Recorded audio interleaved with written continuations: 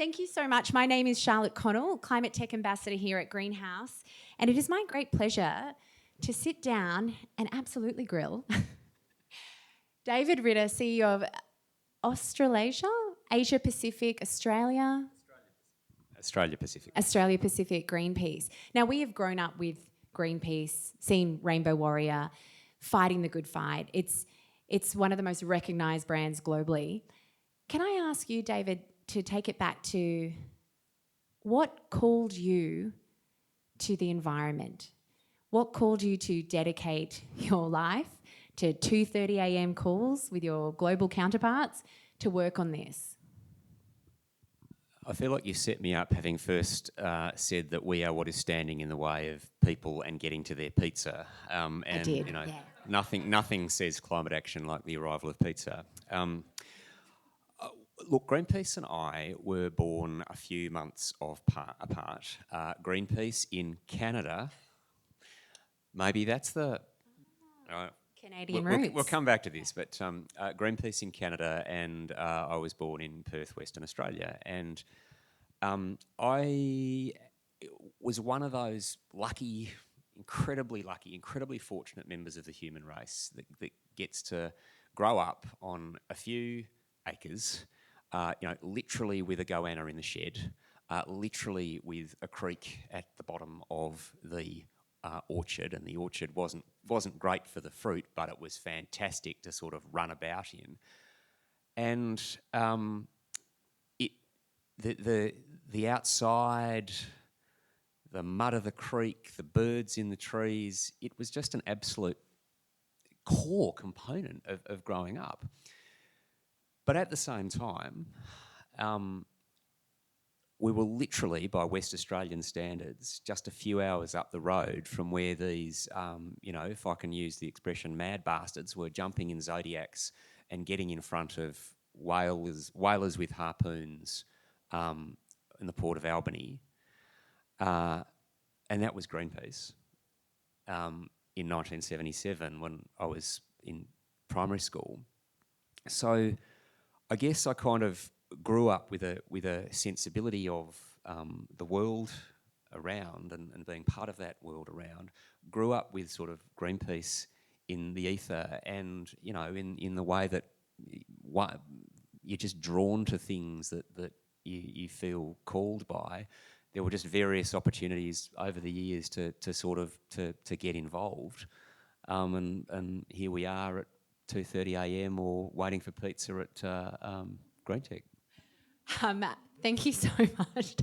Don't worry, pizzas will come around. And that's not what you're obviously here for. But you've also made me realise that talking about country is so important, and it was remiss of me not to acknowledge the traditional owners of the land of which we meet on this gathering. And I do recognise the Gadigal people and the Gubbi Gubbi people where I reside, and the Awabakal people of where I grew up, as the original climate innovators and the ones that have taken care of this land for more than 60,000 years. And the nature we enjoy today and the love we have for it is because of that.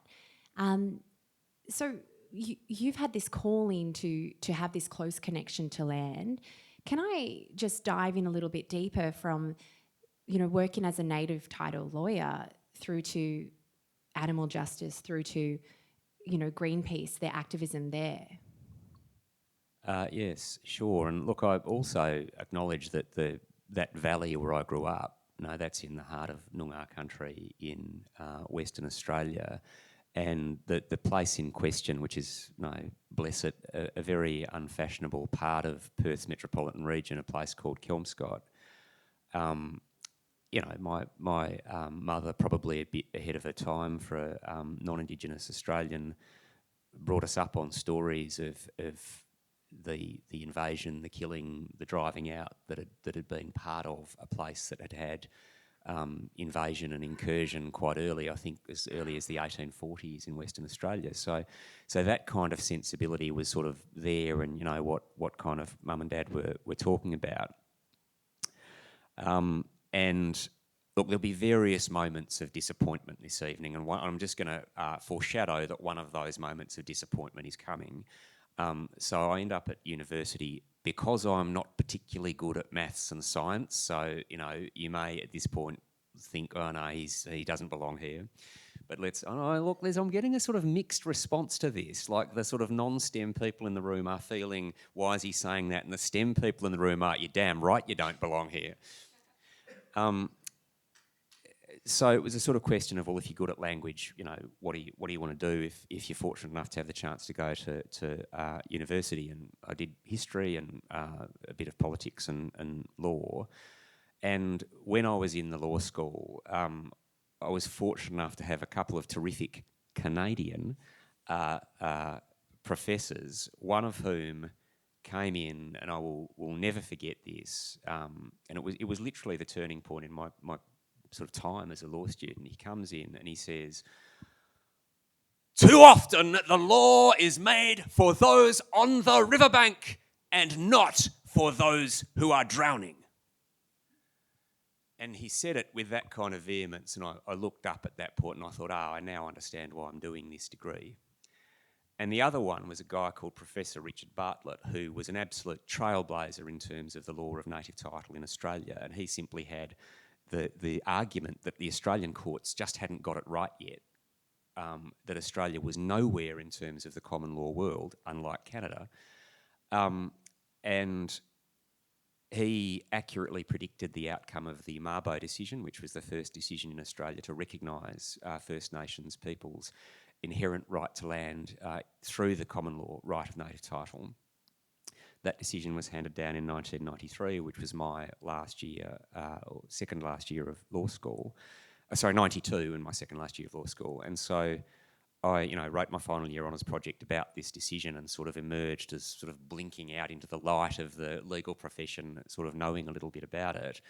And hearing people whom I respected say, well, this is the great moral challenge of our time. And I thought, well, that sounds like a pretty good way to spend some years. So sometime in private practice doing a range of things, a year spent working for a federal court judge, and then on to work as the principal legal officer at the Yamatji-Mulba Land and Sea Council, which is responsible for an enormous area of Western Australia, 24 times the size of Belgium or something. But there sort of came a point after some time in that where you sort of, when you are a lawyer, you are always acting for someone. And I'd been doing the native title work for quite some time. I loved it, was deeply committed to it, but everything comes to a moment, and I didn't want to act for anymore. I wanted to be, in the arena, as it were. And for various reasons, ended up in London, as Australians do from time to time. And there was a job at Greenpeace. Just advertised a senior campaigner job at Greenpeace, and I looked at it and I thought, well, I've been aware of Greenpeace forever. I used to have a picture of the Rainbow Warrior on my wall. I literally approached one of the street canvassers as they were coming to me when I was a lawyer to say, sign me up. And they looked sort of surprised, I think. So I'd been a monthly donor to Greenpeace for as long as I could remember. And was and remain an obsessive Midnight Oil fan. So it was all sort of pointing in a certain direction.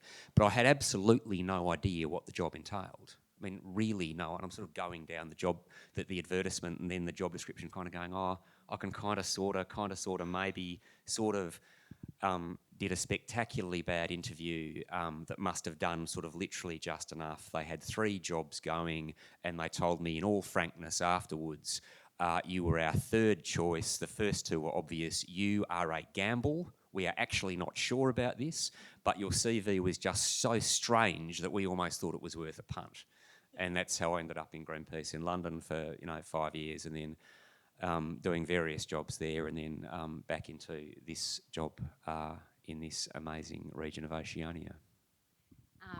Yeah, it sounds like a challenge. We've taken a gamble on you, and I'll stick it for another 17 years. Do you reckon they've? What do you reckon they think now? I mean, does that interview panel go? We've had to put up with him for 17 years now. Why did we hire him? There's a few moments there that the great moral challenge of our time, and we think about that in terms of, we're all called here because of of climate, and I can think of no greatest challenge than to solve. But most, and I know the people in the audience here come from that climate tech innovation landscape where it's very much they have the solution that first and foremost solves a customer problem, and the added bonus is it is a climate solution. And no VC investor you will talk to will back a climate solution that requires sophisticated behaviour change. And how do we get that behaviour change? It can be nuanced down to the carrot and the stick. And I wanted to ask you, David, there's Greenpeace's, it's Rainbow Warrior. There's the stick, the adversarial approach to making change. And then there's also that sort of more collaborative approach. How do you decide which works most effectively? Thanks for asking the question, Charlotte. And look, it goes back in a way to the lack of knowledge I had when I arrived. I'd literally signed an employment contract and didn't actually understand the theory of change.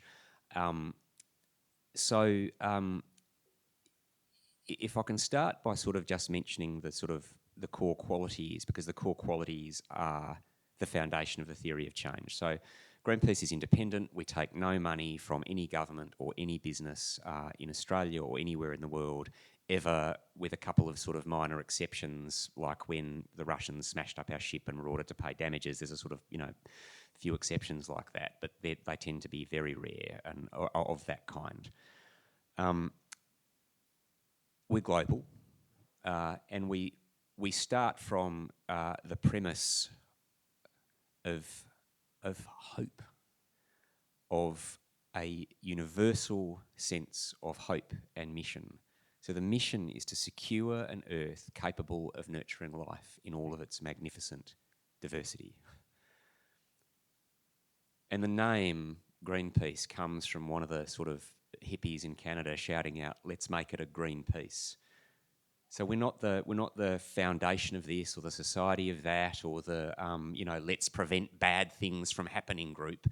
Like, it starts from that position of hope and that position of purpose, and both of those things are founded on a sense of love, and it's a sense of love for people, and it's a sense of love about nature, and it's a sense that both people and nature are more than simply their use value or their material value, that there is something transcendent and extraordinary about every human being, and about the opportunity to flourish for every human being, and about what it means to be part of an ecology. And so if you start from that foundation, and Greenpeace's theory of change then emerges from a set of long-standing traditions of non-violent, peaceful civil disobedience, the Quaker tradition of bearing witness to wrong, but also a set of intellectual traditions of analysis, of studying political economy, the artistic tradition of the sort of situationist intervention. So there's a whole lot that goes into this sort of moment when Greenpeace comes together. And by the time I sort of, wander through the front doors at Canterbury Villas, there's a really developed theory of change, which is basically around seeking to shift systems in order to enable solutions by getting decision makers to make different decisions. Now, there are different ways that theory of change is sort of modified and evolved over time, but fundamentally it's about that shifting of power using our capabilities as Greenpeace in deep collaboration with others. Collaboration is a core part of it because we are stronger together, we can achieve more together, to shift power to enable solutions at scale, at the systems level. So, forgive me the long way around. So to answer your question about, sort of when do you go in a bit grumpy and when do you go in a bit friendly? Well, it always starts open-handed. It always starts open-handed. So, for example, the Re-Energise campaign that was one of the really significant successes of our last 3 years. It shifted more than 20 major Australian businesses to commit to shifting all of their electricity sourcing to renewables by 2025 or sooner. We're talking big brands, Bunnings, Coles, Woolworths, Aldi, Telstra, etc., on such a scale that we shifted demand on such a scale that it helped to make up for the lack of sensible policy to drive renewable uptake, coming out of Canberra. Like Woolworths making the commitment to us was the equivalent of every home in Tasmania going solar overnight. So we're talking about major change. Now, when dealing with those businesses, getting sort of slightly harangued by a plant here,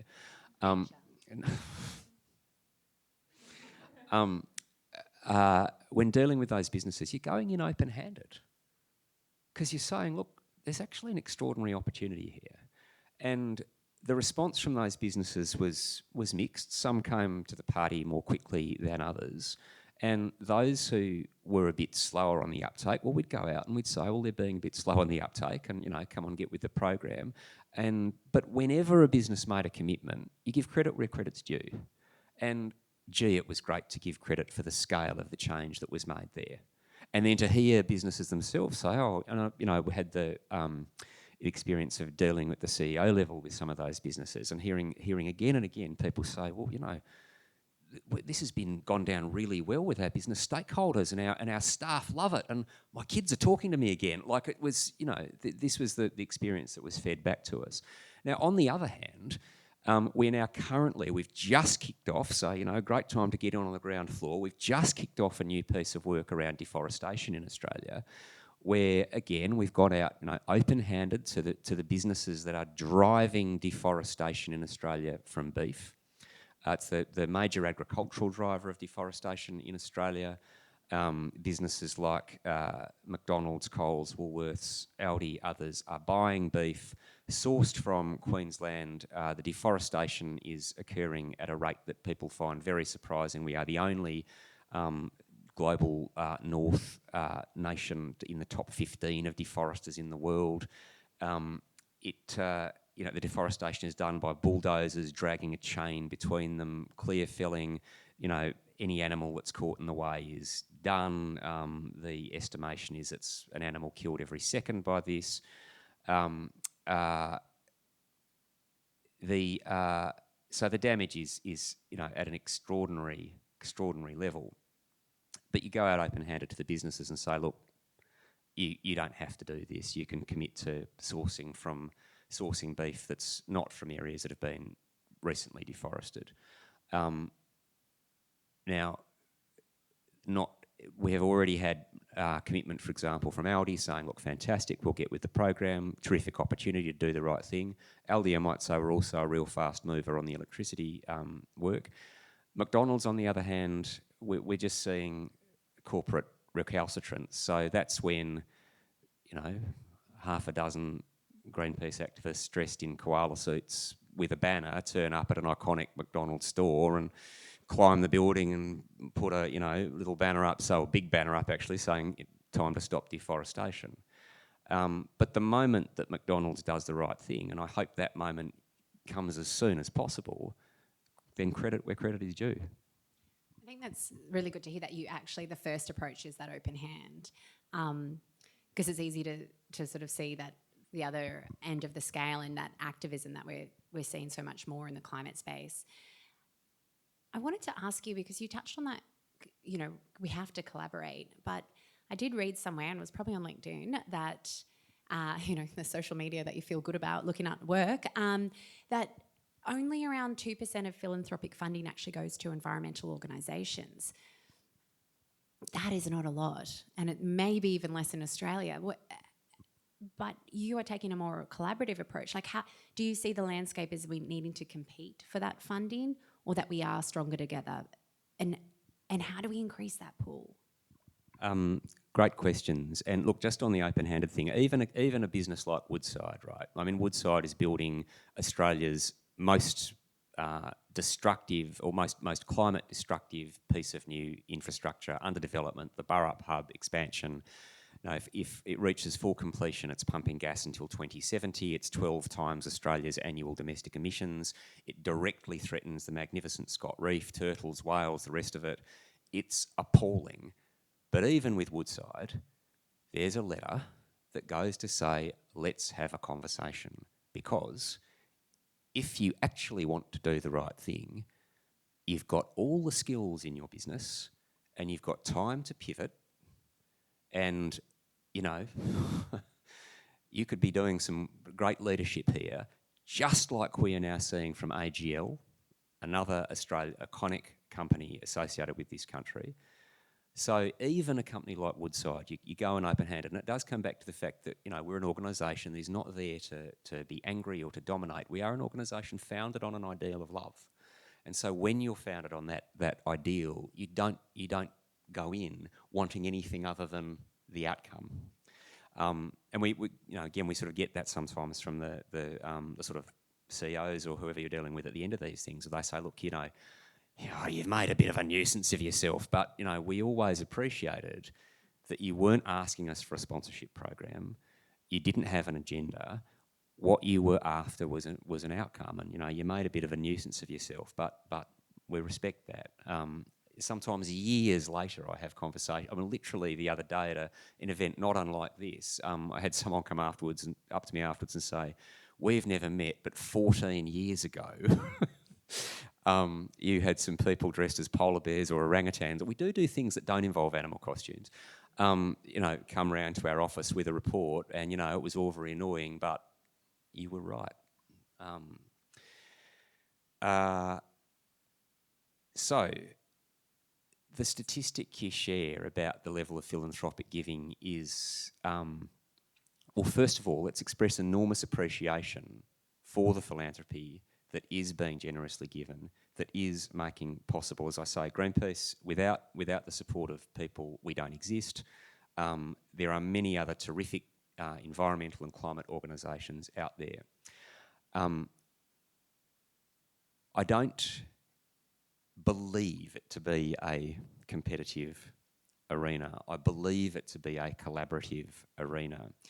And one of my favourite things is talking about the joy of collaboration and being able to acknowledge and thank colleagues in the movement. So, for example, that result on AGL, you know, shifting AGL from being a really recalcitrant company that was proposing to essentially hide its coal assets through a demerger and then keep pumping coal or keep burning coal until 2050, to go from that to say, no, we are committed to the renewables transformation, 2035 or sooner, board spill, new CEO, etc. Now that took collaboration. I mean, Greenpeace did plenty of heavy lifting, but there was plenty of heavy lifting done by others. And sometimes it's a smaller group. You know, Doctors for the Environment, for example, you know, might put out a fantastic report, and you say, well, only the docs can do that. In Western Australia on Woodside, I mean, we're seeing again a terrific collaboration there. We're only involved in that campaign because the Conservation Council of Western Australia, old pals, invited us in and said it'd be really useful. And there we're seeing everything from, you know, really grassroots springing up, like the group of parents who want to get the Woodside logo off the nippers, up to the Conservation Council, as I mentioned, which is a peak body, or our buddies at the Australian Conservation Foundation. So it's always got to be seen, I think, as that collaborative ecosystem. And I think the truth is that when we work together, we actually stand a better chance collectively of increasing the philanthropic contribution, because, you know, philanthropists come in all shapes, sizes, temperaments, personalities, ages, you know, you name your variable. But I've never met a philanthropist that didn't want to see more collaboration. And fair enough too, because collaboration makes us all stronger. David, you strike me as someone who's rather positive and optimistic, and I wanted to touch on this because I remember doing the Climate Leadership Reality Program. It's a free program. I do encourage you to do it, but it is very depressing. It is, and probably because they, changed it to online, and you go through the reality of the climate crisis before they go into the solutions element, and they just sort of leave it that night, and you don't sleep very well. And I remember one of the questions was, in this big forum, like, how do you deal with the weight of the overwhelming weight of the climate crisis? And the answer was, therapy works. So I would like an answer more so than therapy, but how do we get up each day motivated? How do we sleep better at night? How do we, face each day with this eco-anxiety? Don't say therapy.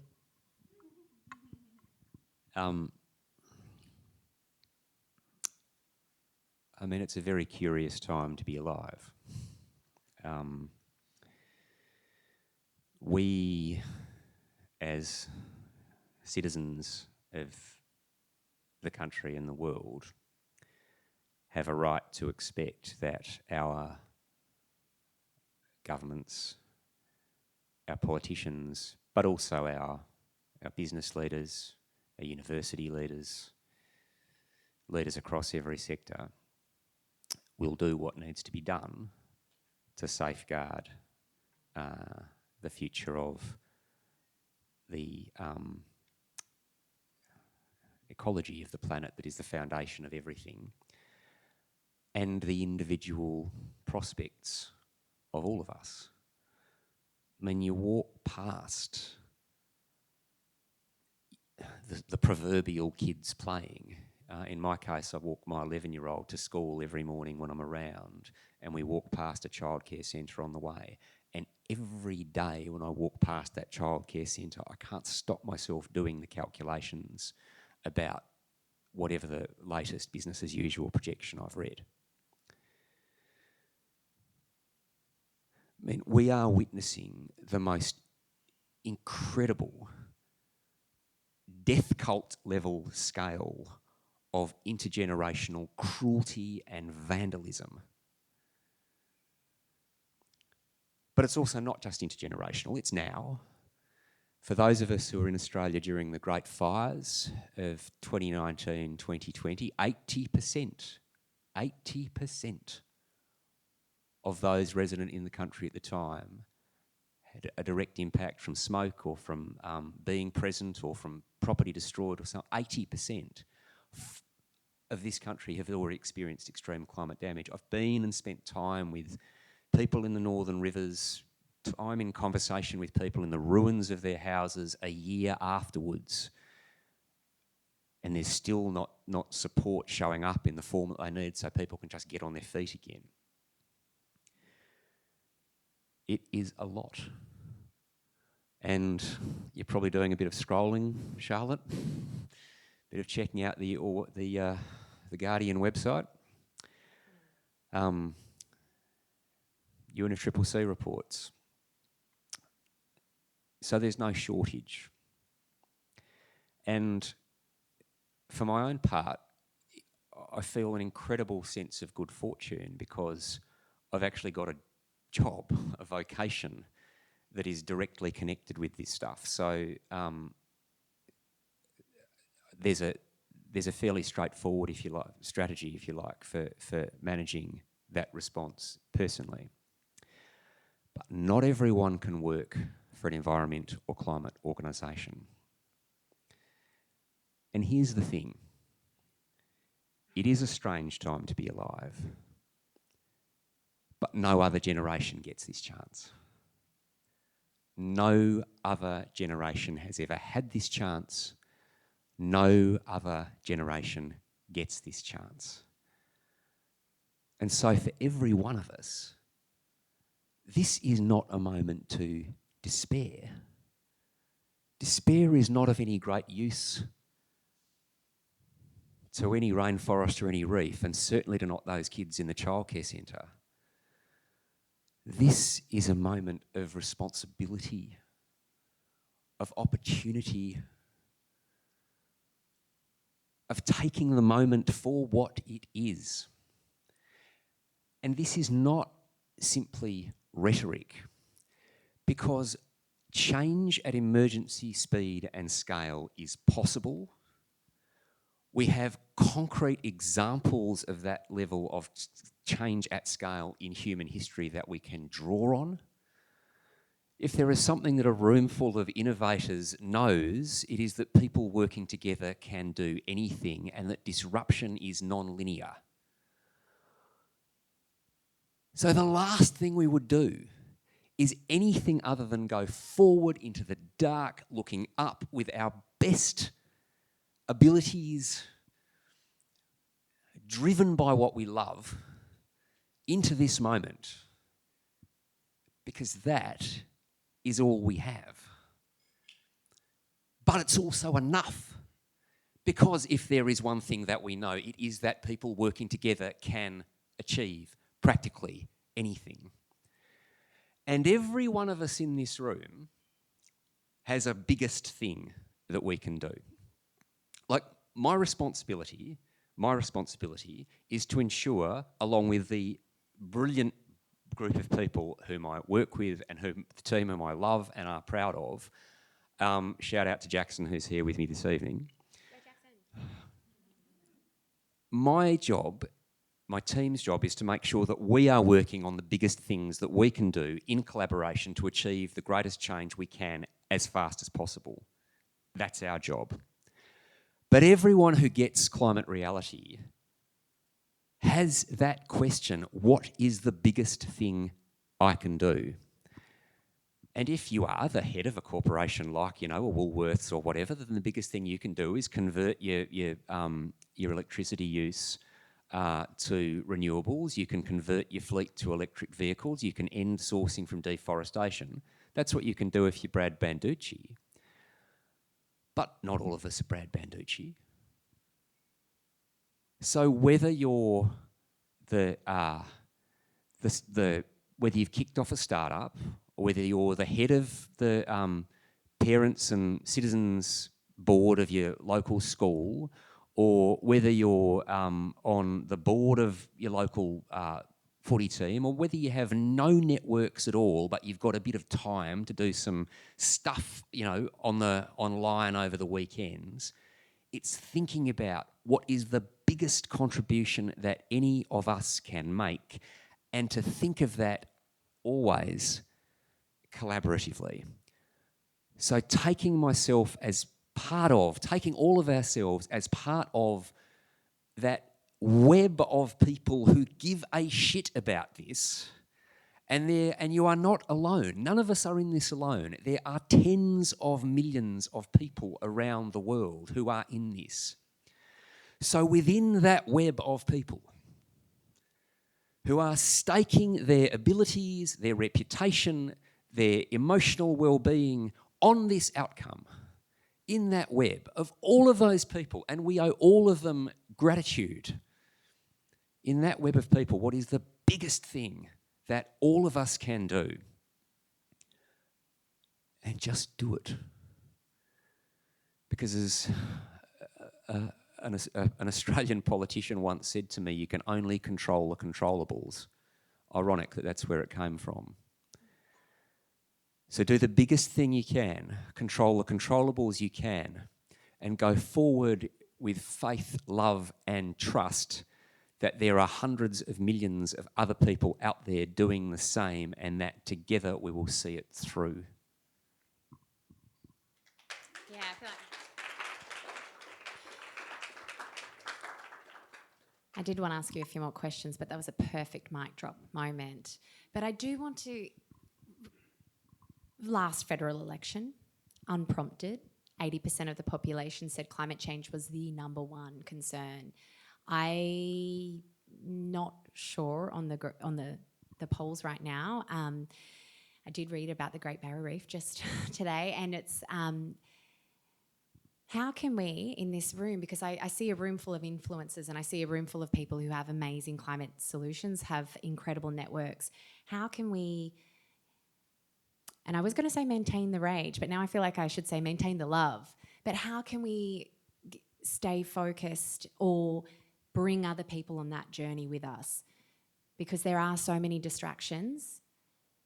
How can we get back to climate Look, I think we can feel rage, but we can feel rage without hatred. Look, polls come and go.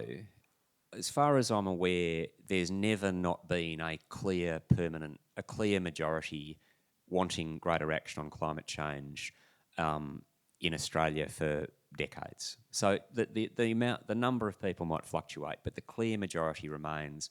Our mates at the ACF commissioned some polling that showed that over time that was also the case in every single Australian seat as well. So I have actually no doubt that there remains a permanent, clear, progressive majority for climate action in Australia. Now, I think it is more complicated now because the situation is always more ambiguous when you have... I mean, you know, the Morrison government so sailed off the far end of credibility, it was sort of hard to believe it actually happened. And then you sort of, you know, wake up in the middle of the night and realise you didn't dream the it's coal moment or any of the other sort of, you know, I don't hold a hose, mate, or any of the rest of it. It did happen. It wasn't a shared collective delusion. And it's a shame it happened, right? Because there is a tradition in the Liberal Party in Australia of environmental action. It was Malcolm Fraser who stepped in around the Great Barrier Reef. Sir Garfield Barwick was the founder of the Australian Conservation Foundation. So, you know, Matt Keane in this state, who's just been appointed to the Climate Change Authority, continued to be a champion of climate action. So it's not like there was something ideologically in the Liberal Party that made that result what it was. But it is more ambiguous with Labor because we do have a situation where on the one hand, national fuel efficiency laws, fantastic. Greenpeace, along with many others, was part of that campaign. That is the beginning of the end for the internal combustion in Australia.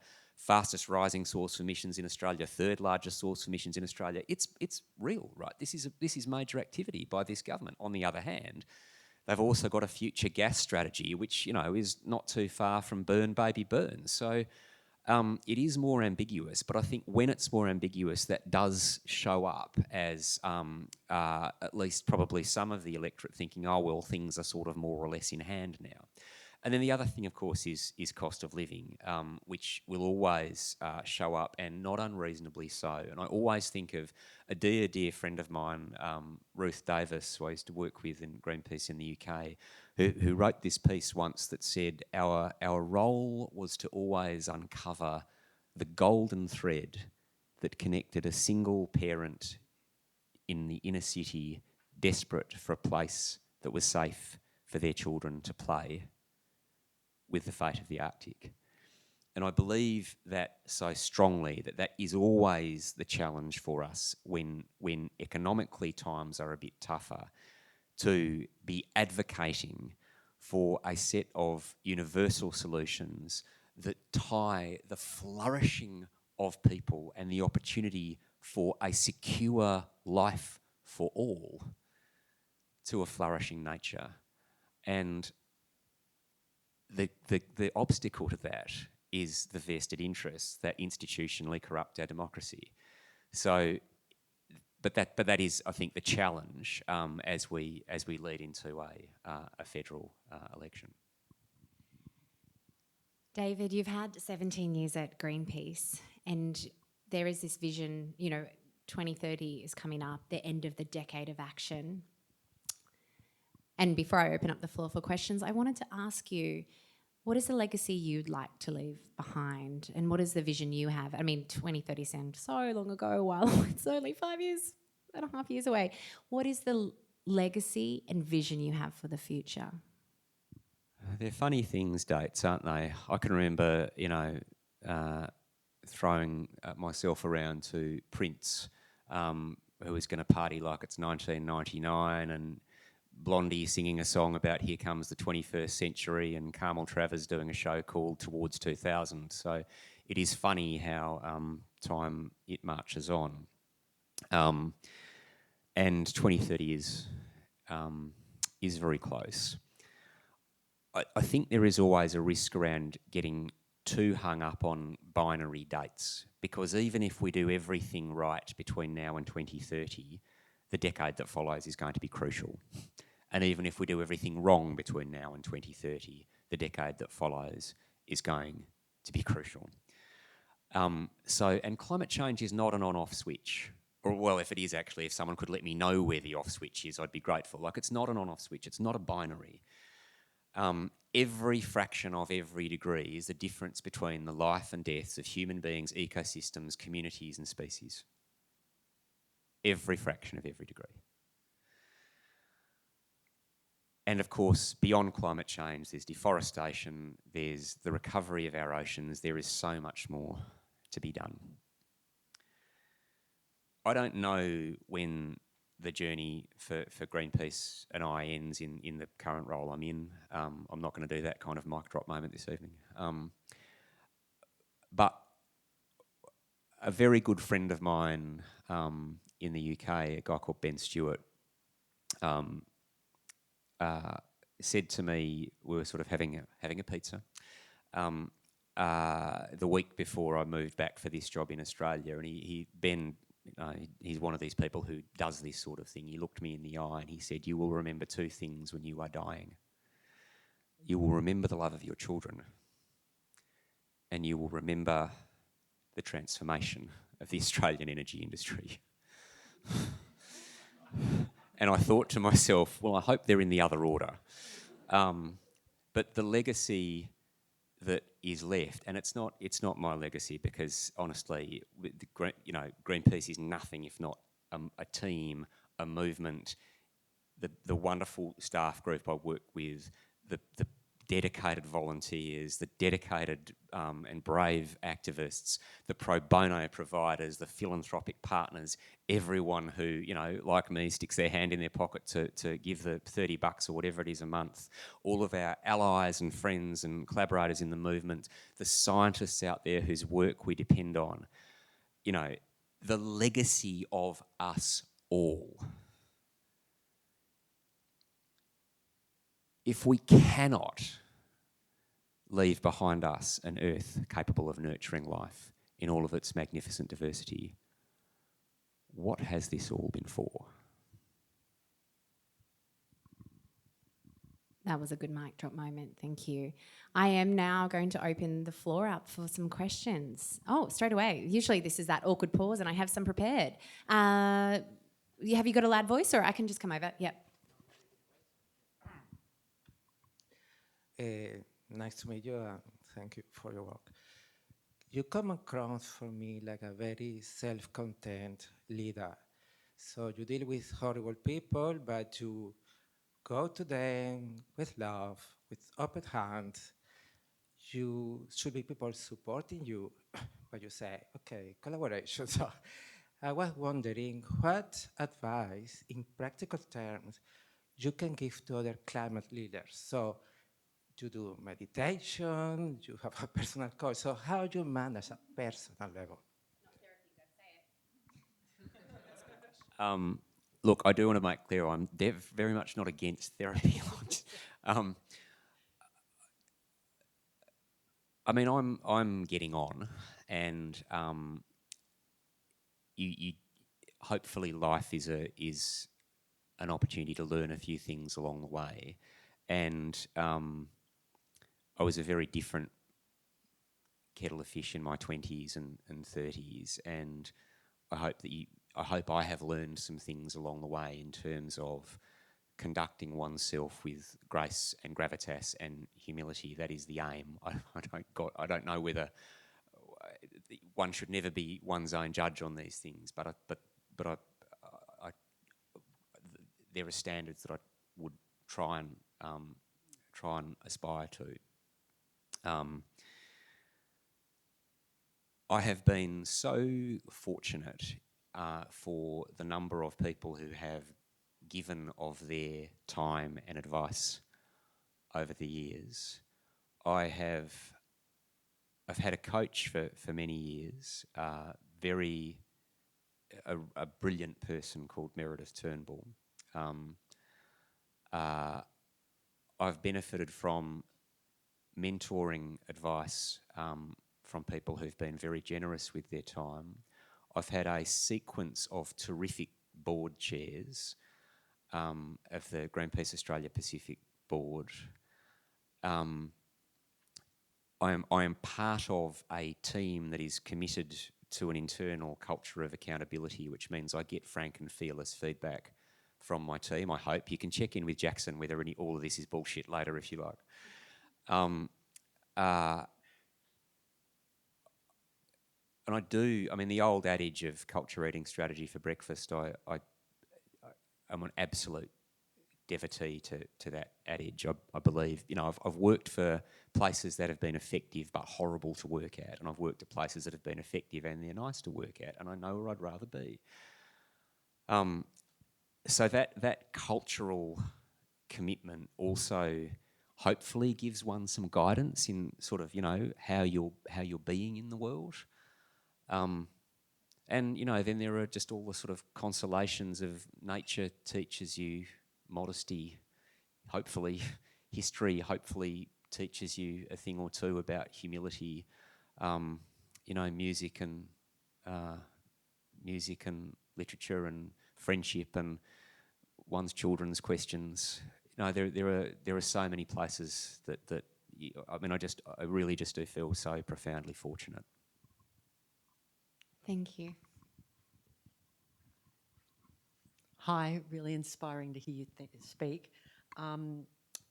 So one of the things that really sticks with me is that something like 80% of the ocean plastics are coming from rivers in Asia, where people are basically using rivers and the ocean as a garbage disposal because there's no effective garbage system in those countries.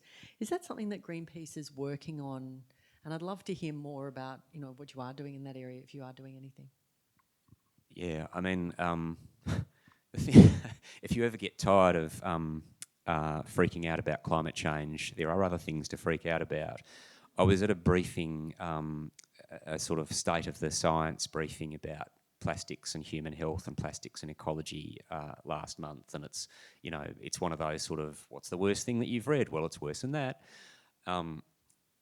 So Greenpeace has so we have global campaigns, and then national and regional offices find their place within those campaigns. And the global campaigns are designed around what are the greatest threats to the planet, and we now have we conceptualise that in terms of climate change and biodiversity. Plastics actually crops up under both, because plastics is also part of the fossil fuel industry's profitability. Pops up in biodiversity because of the ocean plastics and all of the data about entering bodies of animals, whether it's through ingestion at the macro level or the microplastics.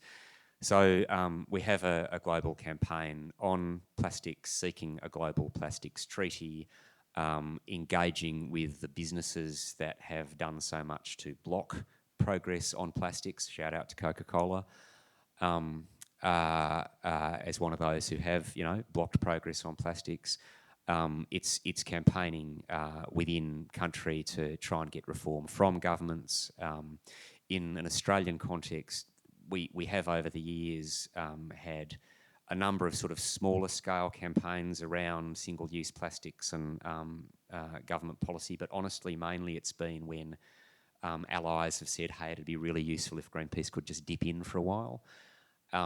Our principal focus on this in an Australian context now is around the Global Plastics Treaty, because Australia, comparatively, as you say, is not one of the largest contributors, whereas gas and coal, we're such an off-the-charts contributor.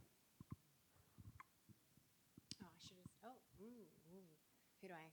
Charlie, I think you were, and then Anton. I read recently that 81% of businesses say that their sustainability goals have been hindered because they can't source sustainable suppliers for whatever reason. And I'm just wondering if you've seen that with the businesses that you're working with, and what you think the solution to that is. Yeah, look, it depends on what we're sort of talking about and who the business is. And I think there's also, one has to also just be careful with the word sustainability, because it has proven to be malleable. Ultimately, what business needs is regulation. Don't believe me on that, believe business on that. Because when you scratch the surface, every single business will say, we don't actually want to have to worry about this. We would rather that there were just rules that were competition neutral within which we can then all play. The problem is that business doesn't generally like going out and asking for greater regulation. So in terms of that business lobbying function to address some of that sustainability supply problem, there is a real opportunity for progressive businesses to do more lobbying, to fix the laws, to make it easier to get sustainable supply. So a historic example, I saw recently a former CEO of Bunnings who unprompted recounted to me how before I worked with Greenpeace in Australia, he had gone to Canberra with Greenpeace to ask for changes to the laws around illegal timber importation in Australia to make the laws harsher. Now, John Gillam, fantastic, right? There is such a role for business to take that on, and particularly in the climate space. The shout out to Carbon Tracker, I think it is, who did the work around lobbying spend in Canberra, that fossil fuel companies massively outspend every other business in lobbying around policy choices in relation to climate change. So huge opportunity around the law change. There's also a huge opportunity for larger businesses around simply pushing change through the supply chain. So, you know, Greenpeace campaign around more sustainable tuna. Why would we work on tuna? Roughly 1 billion people in the world depend on seafood as their primary source of protein. Tuna was at the time the single largest traded seafood commodity. There were a bunch of other reasons. The moment the senior executive at Tesco rang me on a Saturday to say, we are doing everything you have asked, the whole world changed in terms of how tuna was supplied. Because a single business, a single very large business went, we need a different kind of product, and they demonstrated to every other business that it could be done at scale. So for bigger businesses, there's an opportunity to drive change through the supply chains. And for smaller businesses, I mean, and you all know this far better than I, there's, of course, the advantage that comes from being the niche first mover that then has the marketing advantage. David, I really appreciate what you said about going to a business with a letter. Climate change, the renewable transition, critical minerals and deep sea mining. Interesting point of conflict. You've got two quite absolutist issues to solve for.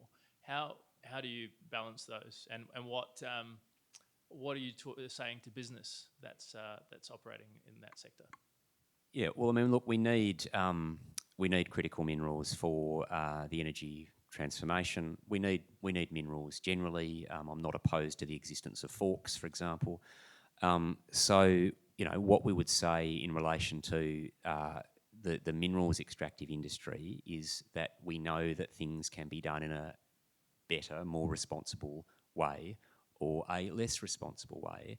And of course, things should be done in best practice terms, and that means global best practice is free, prior, informed consent for First Nations. In Australia, there's a whole system around that, and there are some very good news stories over the years that this has been in place, as well as some pretty appalling ones. So around critical minerals on land, we would say simply that these things need to be done as well as they possibly can be, in terms of both impact on country and working with people. The deep sea mining is different. This is an inherently destructive and invasive practice that hasn't started yet. So there's a rare opportunity for humanity to say, let's not do this. And as far as I'm aware, there's no evidence to suggest that if deep sea mining commences, that will actually lead to let me rephrase that. There is no evidence to suggest that there's a problem with crowding out. What we don't have is sort of historic evidence that suggests that one industry continuing with this will mean that another will not. So it won't alleviate pressure on the land. Is the simpler way of putting it. It will simply provide more supply, but in a way that is just an unprecedented and new frontier of destruction. So that's why we say let's not do this. And you know, at this point, it's not an absolutist position. I think simply because when a thing hasn't started, it's simply a policy choice to make. It's not the case of saying that a thing needs to stop. It's saying this is just a frontier that humanity doesn't need to cross. I think we have time for one more question, but I did have one also up my sleeve. Oh, of course. This one comes back to around what could be the biggest impact you could have. And understandably, anyone in the businesses that they're in may have a role to play that benefits and shows and role models to their community via their business. I suppose I'm in this question extending to just generally anybody, and especially our youth and kids as well, to be able to have a sense of involvement. And what comes to mind for me in particular is the largest blockade of the Newcastle port that happens in November. We're aiming for 10,000 people, and it's family friendly, and it's actually a really fun time. So it's a little bit like a festival, and it's a blockade for the largest coal port in Australia and the world. So, yeah, over to you. I think, isn't that the point? I just say hashtag get involved. I mean, you know, civil disobedience has a great part in Australia. It really, really does. Peaceful civil disobedience has played such a big part in so many of the things that we take for granted. You know, so many of the fights against racism and historic discrimination against women, for rights for working people, you know, for decent places to play, for safety in the workplace. The iconic examples in the environment is, of course, the Franklin Dam or Jabiluka, but there are numerous others, great and small. It's a great thing to be involved with. It's a great thing to be involved. It's part of our system of society. And, you know, you make friends. You're going to find some people you've got something in common with among, you know, the 10,000 up at Newcastle. It is a part of what it means to be living in a vibrant liberal democracy. And our wise political leaders and our wise leaders from other institutions embrace it for exactly that. Because no one would choose in Australia where there wasn't the opportunity to get involved and saying, you know, enough's enough, we really don't want to be exporting pollution and destruction to the rest of the world. Thank you so much, David. You have enlightened us, and I love that you speak from this place of love, and that's the best base to take your motivation. I did want to ask you, and I feel like you've threaded that through all of your answers, but what gives you hope?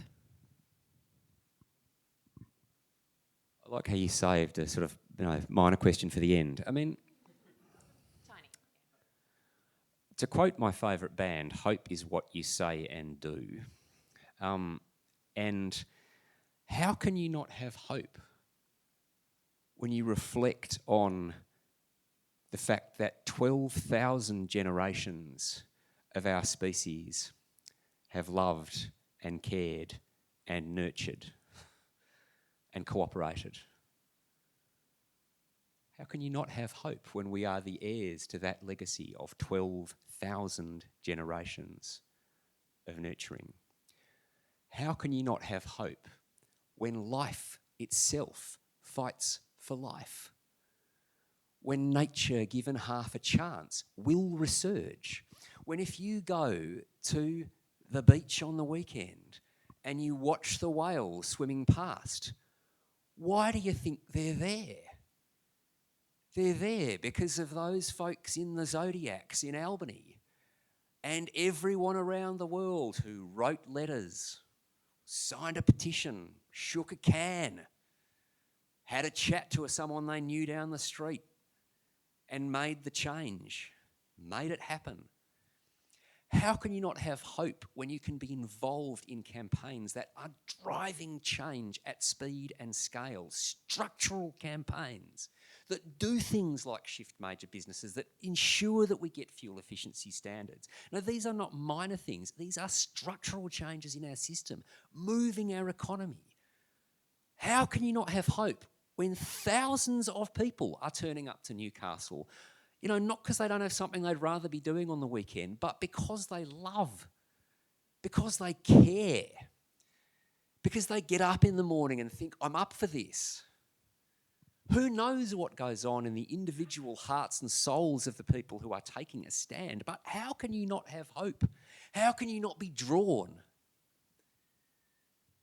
How can you not hear the voice at the windowsill calling you to hope?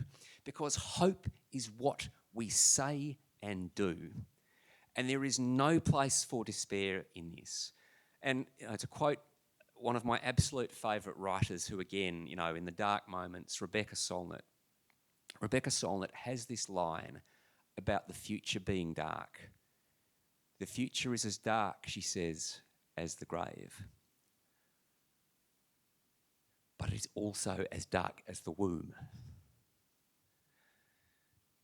And that darkness of the unknown, that darkness of regenerative potential, that darkness in which life always fights for life, why would we not have hope?